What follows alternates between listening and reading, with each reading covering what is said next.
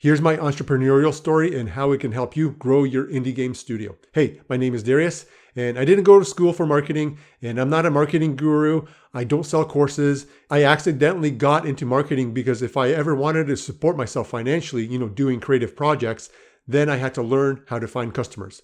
So here's my entrepreneurial story. And as I share with you, my failures and my successes, I will relate it back to you and your own journey to building a game studio. So that way you can support yourself financially, doing something creative. So here are my early failures. So probably like you, I'm a very creative type. I like to draw. I like to do 3D art. I like doing graphic design. And I also love programming and stats. But in the real world, you don't get paid a lot if you want to do creative things. And if you do, get a job doing creative things, you're usually, a cog in a big wheel doing a boring specific job. So anyway, after graduating university in 2001, I realized I wasn't going to get that cool, interesting, creative job. The only jobs I got were mind-numbing corporate jobs. But my need to do creative projects never went away. So at night and after work, I would work on my creative projects. And my goal was to figure out how I can, financially support myself doing something creative. So my first idea was I wanted to contact European manufacturers, and in Photoshop, I would create brochures and catalogs in English so that way they can distribute them in Canada. And that idea failed. I also wanted to do a webcomic, and if you remember Homestar Runner, basically that's what I was inspired, to do. But again, that failed and just didn't go anywhere. I also wanted to make a website where you can pay your city fines online, but remember, this is 2002, and you couldn't really pay, your bills online, but that failed because eventually you could. And then I wanted to start a graphic design company, but so did everyone else in 2002, so that failed. I failed hard for 4 years. I never found any customers, never made any money, pursuing creative ideas. I failed because I thought all you needed was a good idea and a quality product, and then customers will, line up and, pay you. But nope, that's not how it works. But I did get some breakthroughs, and let me share with you all my breakthroughs that I had. So breakthrough number 1 is validate and work your way up. So in 2005, I was reading Mark Cuban's blog. Basically, it was called Blog Maverick. And he had a business idea talking about, scanning photos. But at the time, I ignored it. But then at work, somebody mentioned that they were scanning their photos and they were having some issues with, with resolution and image quality. So since I was good at Photoshop and, digital images, I helped him out with some tips. But then that got me thinking. So what I did was I put up a classified ad about, scanning services just to see, if there's any demand for the idea. But here's the thing. I didn't have any scanners. I didn't have any equipment. I didn't even have a website. I wasn't even ready at all. I just had an idea and I tested that idea with potential customers and it worked. Because what I would normally do is I would, get an idea, work on that idea for 6 to 12 months, buy the equipment, test the equipment, try to improve the quality of my work, quality of the product. And then when I felt 100% ready, I would develop a website and then hope that, customers would come to me and find my website. And because, like I said, because I made something quality and good, that, people would find me. But not this time. For the first time, I validated my idea by going to potential customers first and then seeing if, they would buy or not. And then once I knew people were interested in my idea, that's when I started investing in equipment and a website and then putting more effort into, product development. And this is a very important lesson for game devs too, because game devs will, often spend weeks or months or maybe even years working on a game idea, and getting validation, but from other game devs. And then once they feel ready, right, then they start reaching out to potential customers, if that. Because most game devs, actually what they do is they really start thinking about marketing like 3 months before launch, because they only have like 400 wish lists. And now they're scrambling because they're worried that their game launch might fail because they didn't do any marketing. But marketing starts at day 1, and you have to be damn sure your game idea will have a fighting chance right from day 1.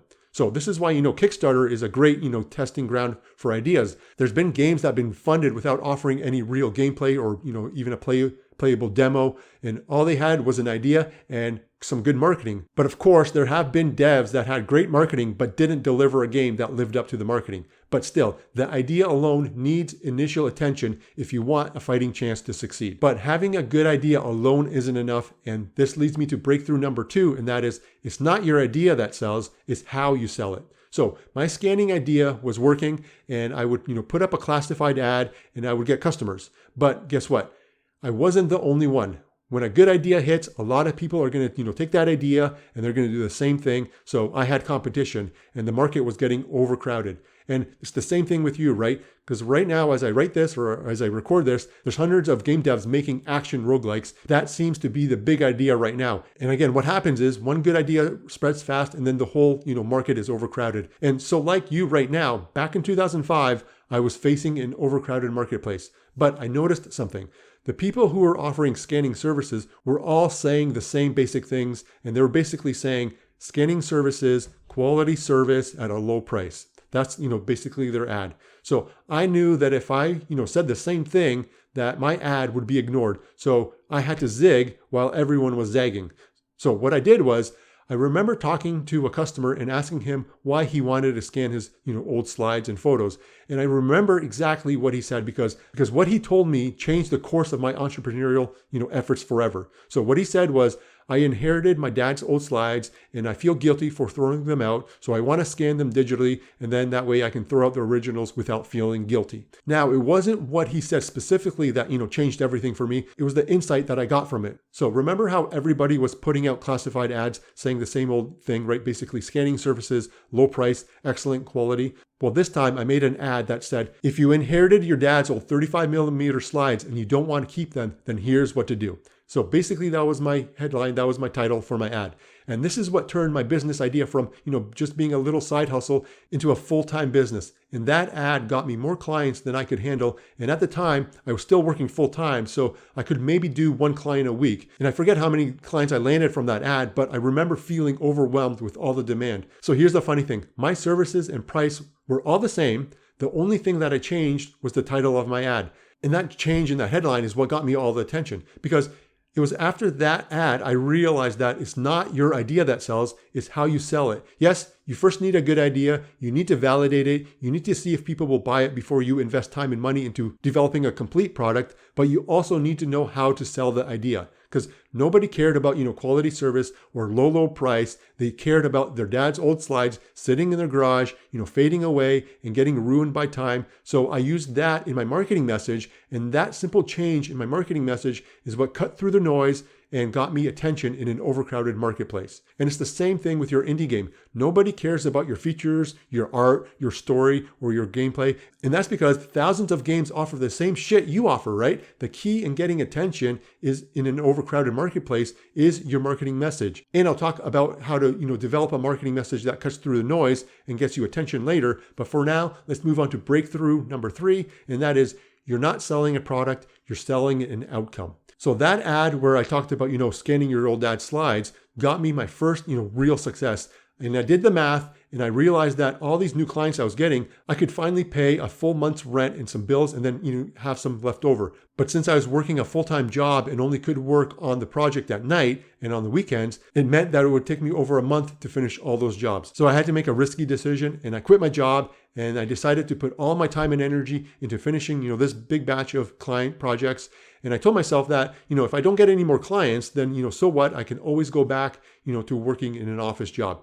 And by the way, this is back in 2005. This is in Calgary, Alberta, basically oil and gas country, and getting a good office job was pretty easy. And I didn't realize it at the time, but I was really lucky because looking back, not all my success was, due to my brilliance, right? I also know I was very lucky to be in a city where I could, take these risks. And if I did fail, I could just go back to a job, right? And also I was, 24, 25, and I didn't have any family or kids. So I had lots of time. Okay, anyway, so after that big breakthrough, I learned something very important. I need to talk to every customer because that's where I'll learn how to write better marketing and that gets attention. The more I learn what my customer wants and doesn't want, the better my sales copy and my marketing will be because it will resonate with that person. And that's what I did. I would talk to, all the customers that I got and I would get small little tidbits of information. So for example, most people who scanned their photos were scanning their wedding photos. So I made an ad talking about scan your wedding photos into digital so that you can, share those images quickly with your friends and family on Facebook.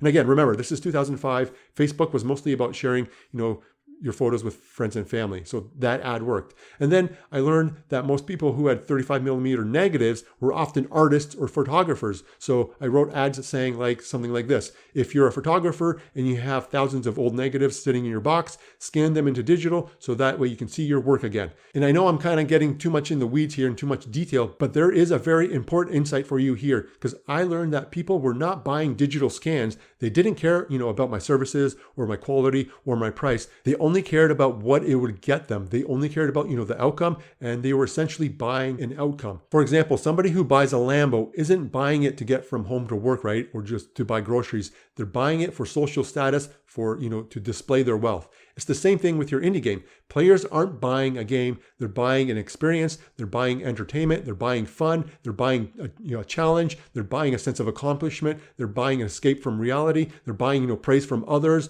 and they're buying, personal achievement. And this is why I always tell game devs in my tips to get out there and talk to potential customers, because potential customers will tell you what outcomes they want. And once you understand what they want and need, or what they want to avoid, then you can use that to help you, write more persuasive marketing on your Steam page, or if you post on TikTok or Reddit. So you see, most game devs talk about, features, but that's boring to players. It's boring because features mean nothing to them. But when you show and tell the player what that feature will do for them in terms of fun and enjoyment and achievement or entertainment, then you'll have their full attention. But this means you need to talk to potential customers, because you will never learn what makes your game appealing by just sitting and thinking, all by yourself or talking to other game devs. You need to get out there and ask, so that you'll learn what players think about your game, and then use that feedback to improve your game and your marketing message. All right, so this leads me to breakthrough number 4, and that is differentiate or die. So after talking to potential customers, I learned what they wanted, I learned what they needed and wanted to avoid. So then I used this knowledge to mold my business to what the market wanted and wasn't getting. And I learned how to write sales copy that got people to trust me, to like me, and to buy from me. But even still, in a very competitive market, you can't just pump in money and time into marketing. Your product needs to be able to find its own niche in the market to make it stand out. So for example, my market was scanning, right? And there were a lot of photo scanning services all competing. So again, when they were zigging, I was zagging. And so what I did was I focused mainly on 35 millimeter slides and 35 millimeter negatives. So basically film and not photo. And I wanted to avoid competing altogether, because I wanted to create my own category, my own little niche, in the market, and I wanted to dominate it and be number one in it. And it's the same thing for, the indie game market. So for example, and because, the action roguelike genre is kind of blowing up right now, I want to use this as an example. So here's 4 games that are action roguelikes, but each one found their own niche within that market. You have Dead Cells, which is a Metroidvania platformer. You have Hades, which is a hack and slash dungeon crawler plus mythology. You have Undermine, which is an RPG, but it combines Binding of Isaac with Zelda. And then there's Moonlighter, which is a shopkeeper dungeon crawler. So as you can see, these are all action roguelikes, but they all found a specific niche that they can dominate. So my point is, the only way to compete in an overcrowded marketplace is to not compete, and is to find a gap in the market and then to carve out your own little niche that you can dominate. And the only way to find a gap in the market, and I'm sorry to say this, but you got to talk to customers, because when you talk to potential customers, you'll start seeing patterns, and you will slowly start uncovering new information about your market, their wants and needs. And then you can use that information to help you develop a marketable game, and then also use that information to help you craft sales copy that grabs attention because it resonates with those people. And yeah, there will be games like, Undertale or Stardew Valley that probably never, asked customers what they wanted, and they made a game that, they wanted to make. And yeah, they were a huge success. But people like you and I, we don't get that lucky, so we need to do this extra work. Okay, so this leads me to breakthrough number 5, and that is create content and they will find you. So after 2 years of writing, classified ads, I knew how to write persuasive sales copy. I knew what to say to grab a client's attention. I knew what to say in my ads to hold their attention. And I knew what to say to get them to, take the first step into becoming a customer. But using classified ads was only getting me maybe 100 views every day or so. What I needed was, thousands of views. So I took what I learned from writing ads, and then I updated my website using, the same sales copy formula that I developed when I was doing those ads. But there's one problem.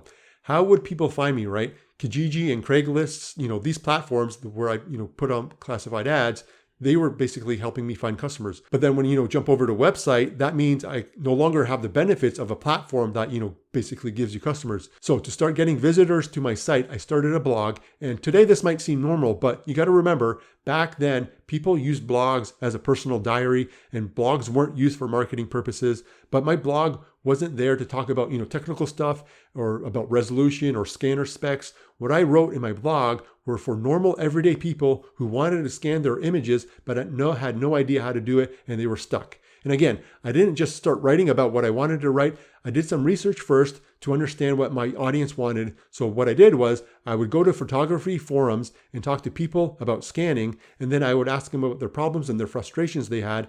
And then I would help them. And then after learning a lot about, what the problems they had, I then started, writing in my blog about that stuff. So basically I took people's questions, answered them, and made a blog about it. And because my SEO was so good on my blog, I started getting a lot of visitors. And if you typed in, how to scan, my results would be number one on Google. And because, I started to get a lot of visitors, it meant that people would start, clicking on my services that I offered, and that meant more clients.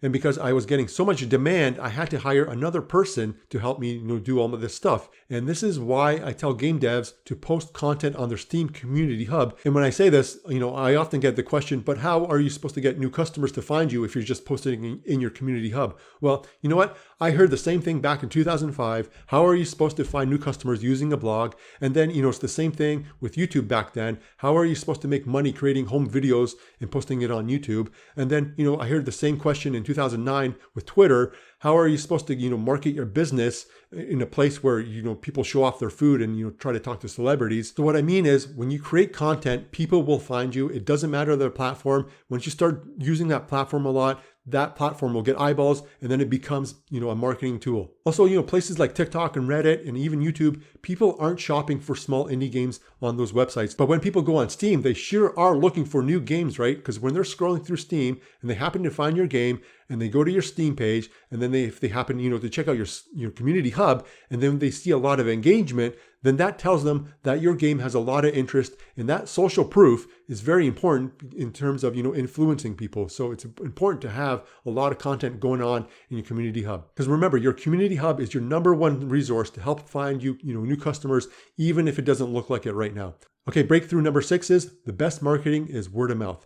By far, this was my biggest breakthrough, and let me explain. So back then, 2005, 2006, I would often do cold calls or emails to local businesses. And one time I sent out an email to a local art gallery, and I talked to the director there about, scanning, and he was very interested in what I was doing. So I came over and we had a meeting, and then he hired me to, scan some of their photographs. And he was a great client, and he kept sending me more work, but he was also very influential in the community, and he had a lot of friends that had their own businesses. And next thing I knew, I was getting, local businesses as clients.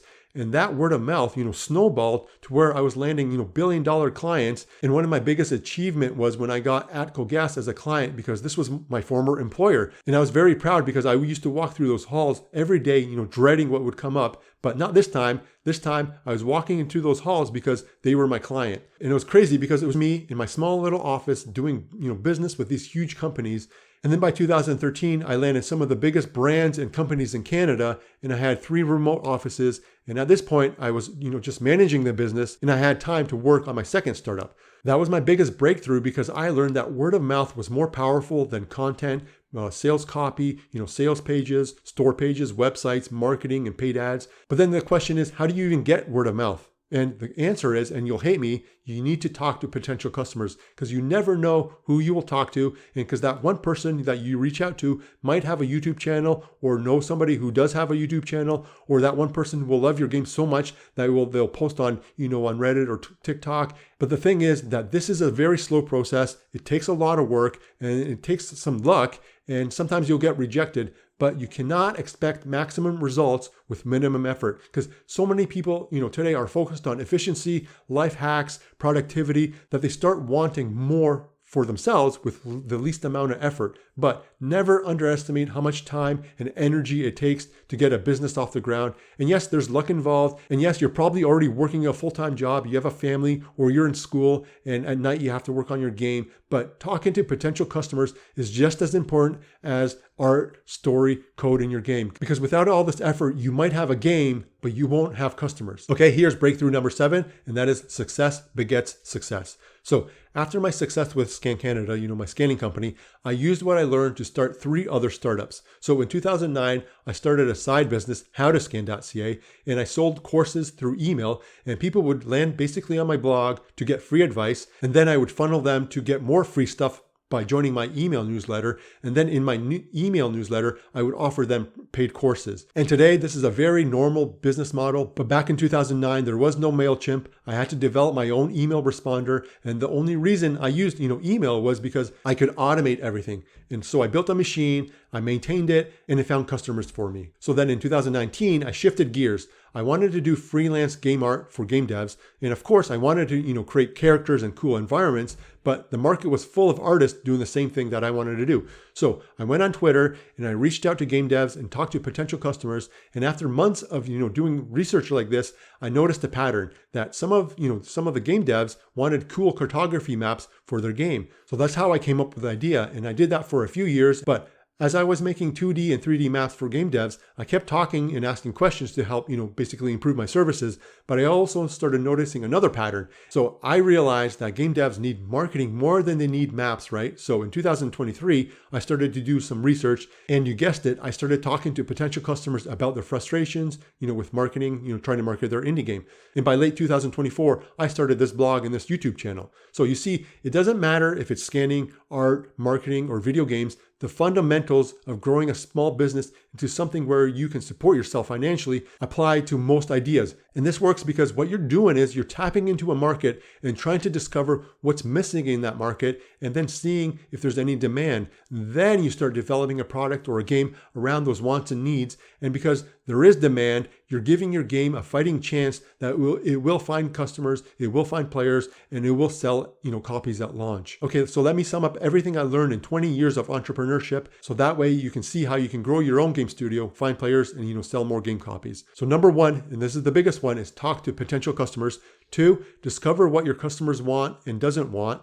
3, discover what your customer is already getting from other products or, games. So that way you avoid making a product that gets swallowed up in the void of an overcrowded marketplace. Okay, the next one is discover gaps in the market that no other person or game dev is taking advantage of. So you can maybe create a new category or a new niche. Okay, next is test innovative ideas at the small scale to see if they resonate with potential customers first before you commit to making a game that may or may not sell. And then next, use what you discover to craft sales copy and marketing that resonates with your customers. And the last one is know how to clearly communicate the benefits and the product of your game and why it's different so that, customers get motivated and want to buy your stuff and want to buy your game. Okay, that's it, my friend. I hope you got at least one good idea to help you take action and start helping you find players and start helping you grow your indie game studio. Again, my name is Darius. Thanks for watching. Thanks for listening. Talk to you later. Bye.